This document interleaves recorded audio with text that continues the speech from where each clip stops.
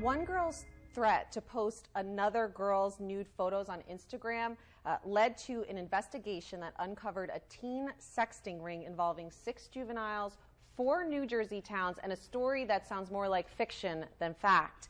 I chased this to Little Falls to meet with Detective Sergeant Briggs. The 2 teen girls that I mentioned, they dated the same teen boy at various times, and he passed on nude photos that he received from one of the girls to the other.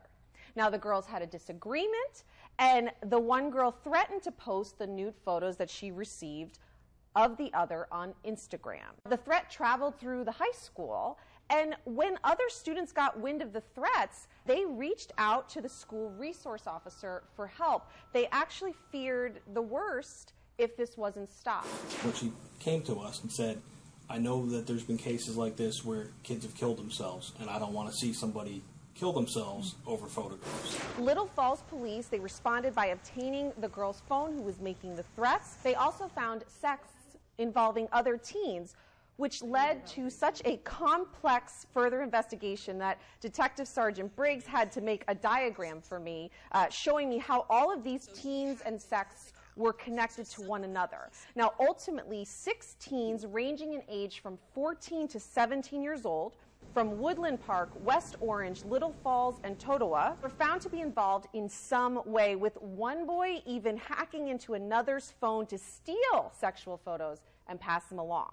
Now, the 6 teens, they face various charges ranging from possession and distribution of child pornography, invasion of privacy, cyber harassment, unlawful access of a computer, and computer theft.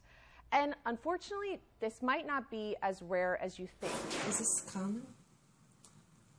I hope it isn't, but I think it goes on a lot more than what we're aware of. We have attorney Carrie Goldberg in studio via Skype to talk to us a little bit more about the issue and tell us, what rights these teens have and how common this really is. Thank you for having me.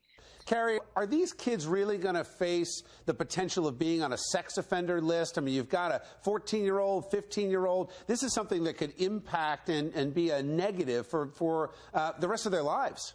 What are they really facing?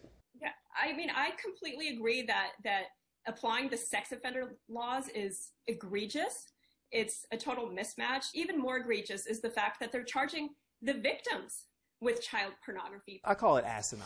You have young people who have made bad decisions in judgment, and now adults overreacting are going to try to make them felons and sex offenders. The only thing different between young people today and young people in the past is that the young people in the past didn't have access to the technology.